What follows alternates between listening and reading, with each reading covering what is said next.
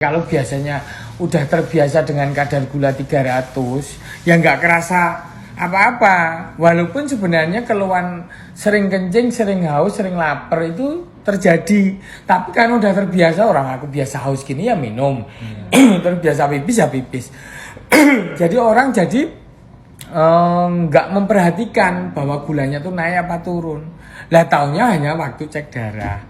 Tapi kalau gula sampai di atas tanpa disadari karena nggak mau minum obat gula, nggak mau merubah pola hidup, gulanya sampai 500 ke atas ya terjadilah banyak namanya KAD, ketoasidosis diabetik, gejalanya banyak begitu.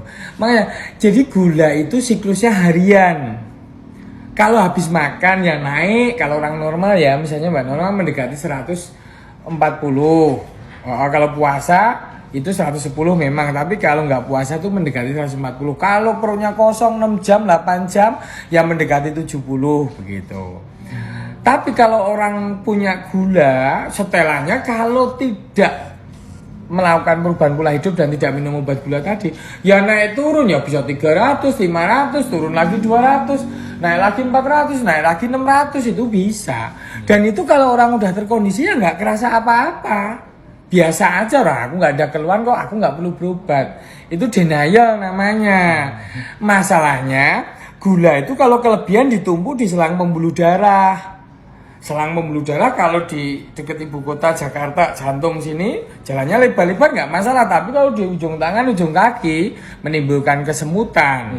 Ketika pembuluh darahnya benar-benar mampet, timbullah koreng, melebar, menghitam. Akhirnya orang harus ambil jempolnya misalnya begitu. Jadi karena udah terbiasa orang jadi mengabaikan gejalanya mas. Jadi minum obat gula rutin. Iya sehari sekali aja deh. Terus mulai kurangin berat badan, jangan nambah gemuk terus. Kurangin nasi. Ya. Terus kemudian stop gula. Ya. Kalau mau sesekali gula yang kalorinya rendah, gula jagung boleh begitu. Terus tidur dapetin 7 jam 8 jam. Terus kemudian aktivitas harus rutin. Jalan paling enggak 2.500 langkah minimal untuk membakar gula yang kebanyakan di selang ini.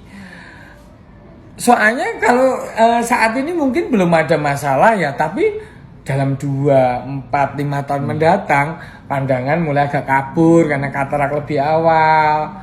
Terus kemudian mudah korengan, mudah gatal, mudah kena jamur.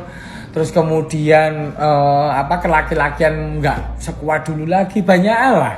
Itu makanya minum obat ini untuk mencegah gitu loh ya.